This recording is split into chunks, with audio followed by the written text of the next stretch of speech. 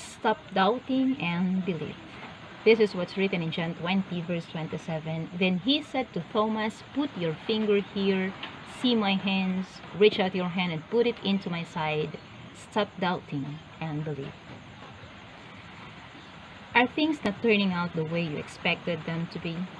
Have you been praying about something and you keep experiencing almost the exact opposite? This life seems so unfair that clouds of disbelief start to cover your faith.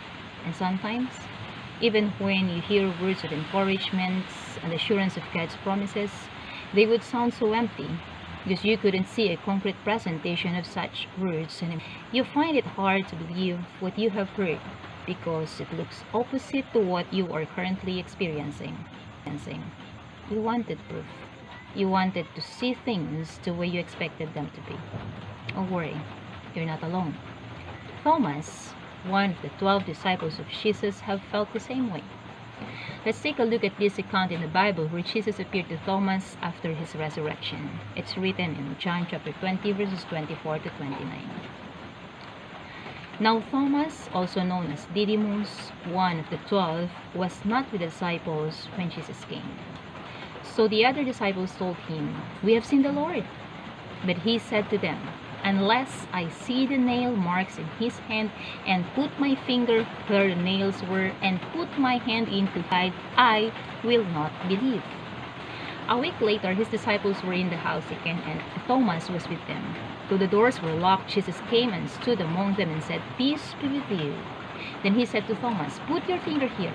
See my hands. Reach out your hand and put it into my side. Stop doubting and believe."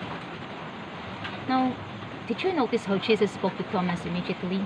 Right after greeting the disciples, he addressed Thomas right away. Jesus knew Thomas' disbelief. Jesus knew our doubts, our fears, and anxieties. But this time, unlike what he did to Simon Peter when he walked on the water, he didn't question Thomas why he doubted. Instead, he proved he was the risen Christ by showing Thomas what he wanted to see. Now let's continue. On verse 28, Thomas said to him, "My Lord and my God." Then Jesus told him, "Because you have seen me, you believed. Blessed those who have not seen and yet believe."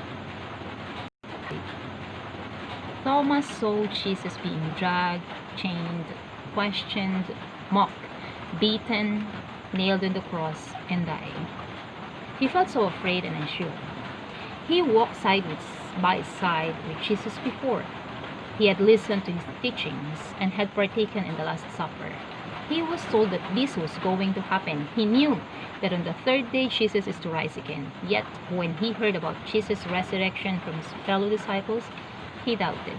But Jesus said, "Stop doubting and believe." Life's heavy loads drag you down. As your faith seems so little now, you can hardly believe that everything's going to be all right in God's perfect time. Jesus' words are clear and simple. Stop doubting and believe. Stop doubting and believe that He is able. Stop doubting and believe that He can work miracles in your life. Stop doubting and believe He has planned your course of life. Stop doubting and believe that He is always present in your life no matter what you feel. Stop doubting and believe that His love for you will never change. Stop doubting and believe.